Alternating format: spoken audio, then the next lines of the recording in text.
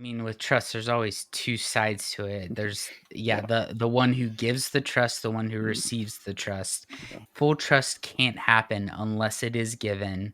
As we think, if we think about kids and technology, like I'm hopefully thinking about my daughter as she gets older, I'm hoping I can trust her with more and more things. Mm, Her level of maturity will grow up. Hopefully, I'm training her, those sorts of things. yeah. Yeah. There's a great, and I may have talked about this in one of the other episodes already, but we have a rule, and it's a spoken, unwritten rule, but it's no punishment for breaking things. Mm, And initially, when I laid that out to the kids, I said it's going to be worse for you to lie than it is yeah, for you to break or damage something.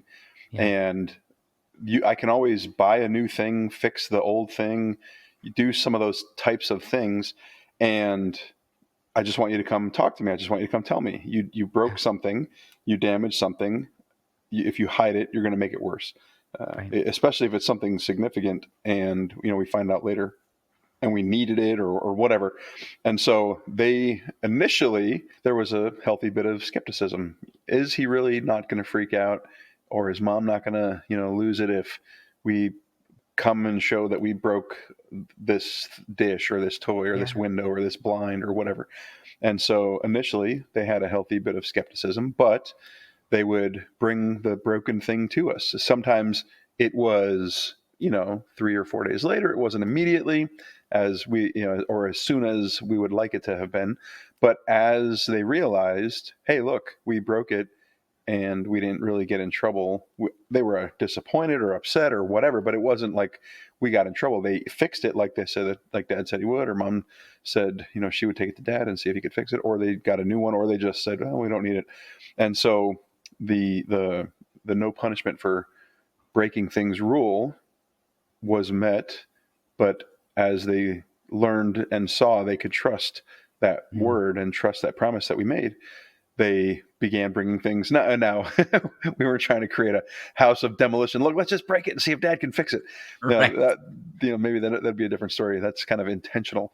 Yes. But we created an environment where they know if something breaks, stuff happens. Stuff isn't Mhm. as important as our relationship and the closeness that we have, and that it's okay. Things are going to break. Things are going to get destroyed. Things are going to damage. Things are going to get dropped. Things can be replaced, or they can just be, so what? It broke and whatever. And Yeah. so, that's just an example that kind of I have personally in my life of how this played out. Just one Mm, example. So, yeah, that's great. Yeah, because I think uh, the thing that's coming to mind as you are talking is you want to set expectations and you want to stick mm, to what you say. And so if again, it's not just parents trusting kids, it's kids trusting parents. Are hmm they going to do what they actually said that they are going to yeah. do?